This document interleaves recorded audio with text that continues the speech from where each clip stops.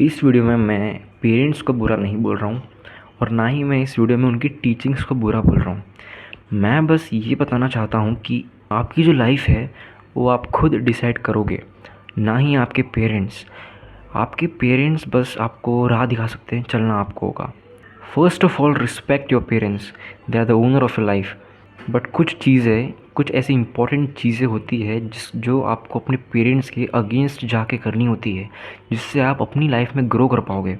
I know ये उनको समझाना बहुत मुश्किल होता होगा, मैं भी बहुत मुश्किल से उनको समझा पाता हूँ, लेकिन आपको करना पड़ेगा। आपको कुछ चीज़ें लड़ के करनी पड़ेगी जिससे आप अपनी लाइफ में आपको ही बेनिफिट मिल सकता है। सबसे पहली और जो फर्स्ट प्रायोरिटी होनी चाहिए वो है जिम या फिर वर्कआउट। आप बिलीव नहीं करोगे, मेरा एक दोस्त है, उसके घर में वर्कआउट मतलब वो छुप के वर्कआउट करता है। उसके जो घर वाले उसको वर्कआउट करने से रोकते हैं, बोलते हैं कि ये तेरी उम्र नहीं है वर्कआउट करने की, वो मेरी उम्र का ही है। तो समझ रहे हो इंडिया में कितने बहुत ही बुरे बुरे मिथ्स हो रखे हैं, जिससे इंडिया की जो ग्रोथ है वो भी रुकी हुई है। इंडिया की जो हाइट है वो चाइना से भी नीचे होते जा रही है। और इसका रूट कॉज क्या है? ना फिजिकल एक्टिविटी में इतना इन्वॉल्व होना, डाइट, दिस शिट डाइट जो इंडिया की है, उसी वजह से। अगर आपके भी ऐसे पेरेंट्स हैं जो आपको जिम जाने से रोकते हैं या फिर ऐसा कहते हैं कि जिम मत जा, तेरी हाइट रुक जाएगी, तो फिर अगर आप कुछ नहीं कर पा रहे हो तो मत जाओ जिम, घर में वर्कआउट करो। अगर वो भी नहीं करने दे रहे हैं तो छुप के वर्कआउट करो। कहीं भी चले जाओ, जहाँ तुमको जाना है जाओ, लेकिन वहाँ वर्कआउट करो।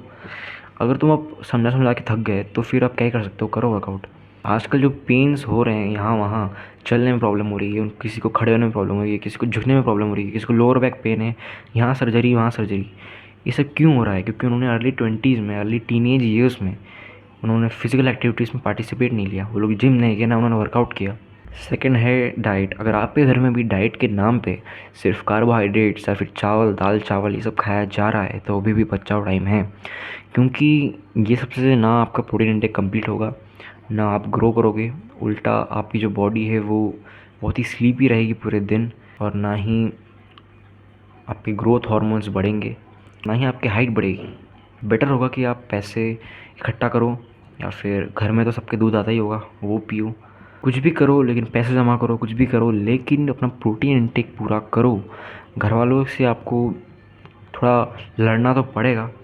मैं अपना प्रोटीन इंटेक सिर्फ सोया चंक्स से या फिर दूध दही से ही कंप्लीट कर पाता हूँ, क्योंकि मैं तो वेजिटेरियन हूँ तो अब इतना कुछ खाना होता नहीं है।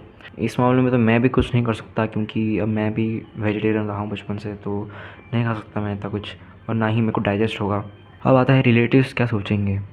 अगर तुम्हारे भी 60, 70, 80% आ रहे हैं, फिर भी तुम्हारे पेरेंट्स खुश नहीं है और सोचेंगे कि मेरे अब हमारे रिलेटिव्स क्या कहेंगे, ये सब क्या सोचेंगे हमारे बेटे के बारे में, तो अब तुम उसके लिए कुछ कर नहीं सकते।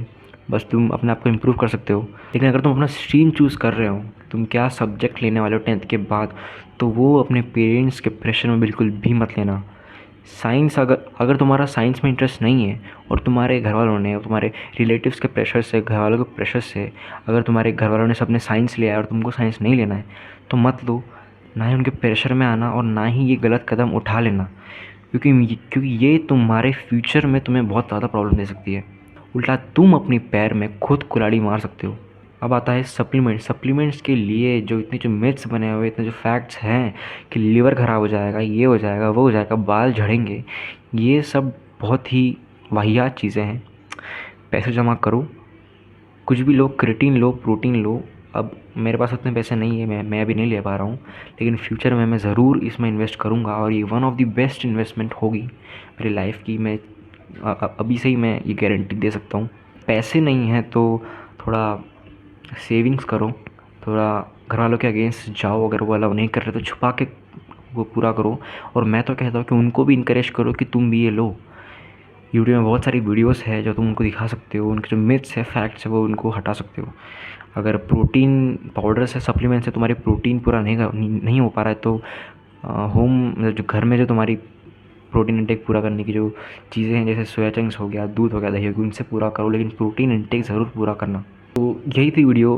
अगर तुमको ये हेल्पफुल लगा होगा तो सब्सक्राइब कर देना, लाइक कर देना। Thank you for watching, bye.